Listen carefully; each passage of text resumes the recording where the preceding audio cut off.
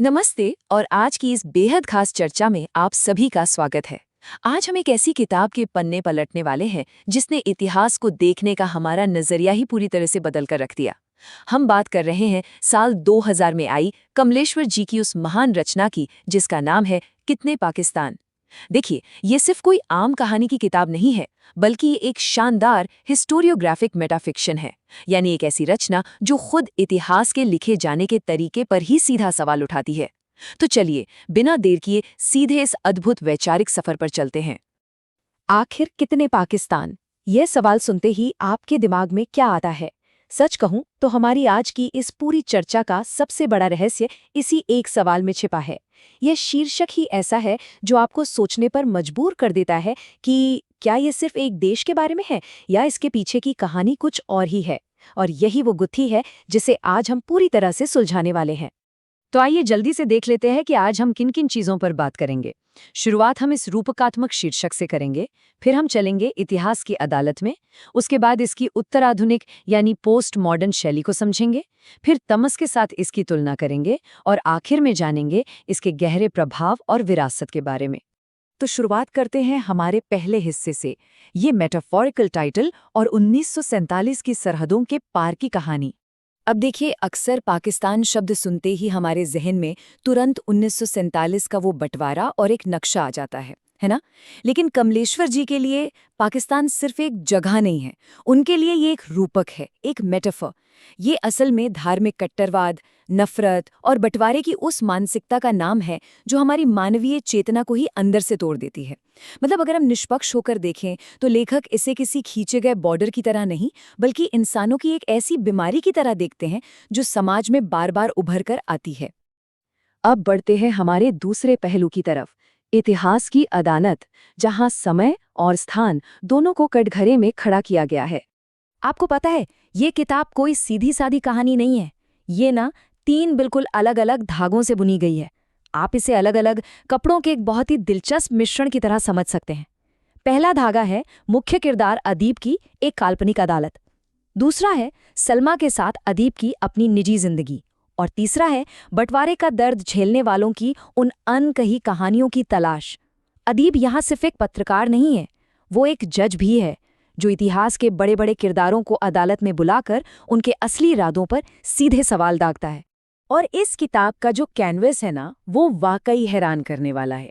हम बात कर रहे हैं 3000 ईसा पूर्व के गिलगमेश महाकाव्य से लेकर 1500 के दशक के मुगल काल की, फिर 1947 का भारत का बंटवारा और उसके बाद 90 के दशक का वो दौर जब पूरी दुनिया ही जैसे अलग अलग हिस्सों में टूट रही थी।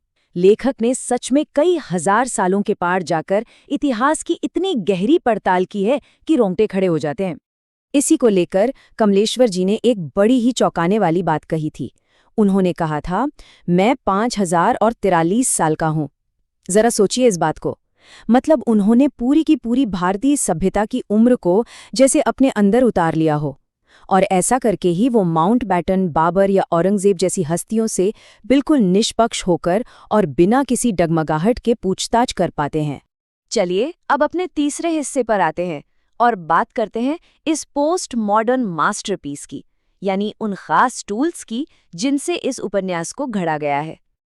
अगर हम साहित्यिक नजरिए से देखें तो कमलेश्वर जी ने 1950 के नई कहानी आंदोलन की सारी हदें पार कर दी थी। उन्होंने हिंदी उपन्यास में पहली बार ब्रेख्टियन नाट्य शैली का इस्तेमाल किया, जहां रूपक और यथार्थ यानी एलिगरी और रियलिज्म का एक गजब का तालमेल देखने को मिलता है। इसमें स्वप्न यानी एक सपने की तरह दृश्य एक के बाद एक बदलते हैं और घटनाओं को जोड़ते हैं। और सबसे खूबसूरत बात है इसकी भाषा। उन्होंने भाषाई बंटवारे को नकारते हुए सांझी तहजीब की भाषा चुनी, जो हिंदी, उर्दू, अरबी और फारसी का एक बहुत ही प्यारा और समृद्ध मिश्रण है। और एक बात जो बहुत अहम है वो ये कि ये थ्योरी सिर्फ भारत तक सीमित नहीं है। युगोस्लाविया, बोस्निया, सोमालिया से लेकर हिरोशिमा तक, ये सब इस बात के ग्लोबल सबूत हैं। लेखक का मानना है कि दुनिया में जहां जहां भी नफरत को एक राजनीतिक हथियार की तरह इस्तेमाल किया जाता है, वहां लगातार नए पाकिस्तान जन्म लेते रहते हैं। ये बहुत गहरी बात है। अब आते हैं अपने चौथे पॉइंट पर, जहां हम तमस और कितने पाकिस्तान की तुलना करेंगे और विभाजन को देखने के 2 अलग अलग नजरियों को समझेंगे।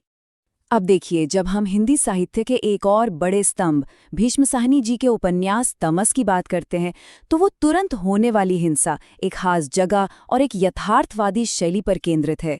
वो हमें सीधे एक दर्दनाक स्थानीय अतीत में ले जाता है।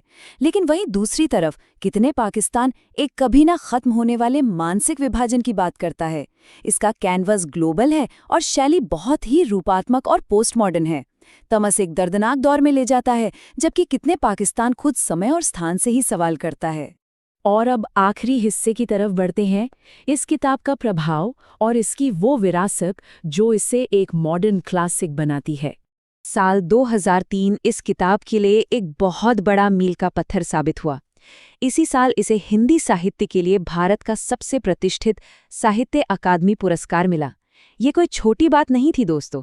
ये इस किताब की महानता और हमारे समाज पर इसके गहरे असर पर एक बहुत बड़ी आधिकारिक मुहर थी। और इसकी अहमियत सिर्फ पन्नों तक ही सिमटकर नहीं रह गई। 2013 में इस किताब को एक नाटक के रूप में सफलतापूर्वक मंच पर उतारा गया। इस उपन्यास का वो जो अदालती अंदाज है ना, वो इतना जबरदस्त और बांध कर रखने वाला था कि पूरे एक दशक के बाद भी इसने थिएटर के मंच पर अपनी एक अलग ही छाप छोड़ी। इस किताब को पढ़ने वालों की समीक्षाओं से एक बहुत ही गहरी बात निकल कर आती है। लम्हों की खता ने सदियों को सजा दी है। ये एक तरह से लेखक की तरफ से दी गई वो गंभीर चेतावनी है जो हमें बताती है कि बांटने वाली राजनीति के कितने लंबे और भयानक नतीजे हो सकते हैं। सच में सत्ता और नियंत्रण की इंसान की भूख का ये इतिहास बहुत ही रुला देने वाला रहा है। तो अंत में एक बहुत ही चुभने वाला और शक्तिशाली सवाल हमारे सामने रह जाता है कि क्या इंसान कभी इन दीवारों से घिरे देशों को बनाना बंद करेगा? जब तक हम नफरत को अपनी पहचान का आधार बनाते रहेंगे, क्या यूं ही कितने पाकिस्तान बनते नहीं रहेंगे? ये सवाल आज की दुनिया में भी उतना ही डरावना है और उतना ही सच भी। और इसी गहरे विचार के साथ हमारी आज की ये चर्चा यहीं खत्म होती है, जो यकीनन हम सबको इस विषय पर और भी गहराई से सोचने के लिए मजबूर कर देगी।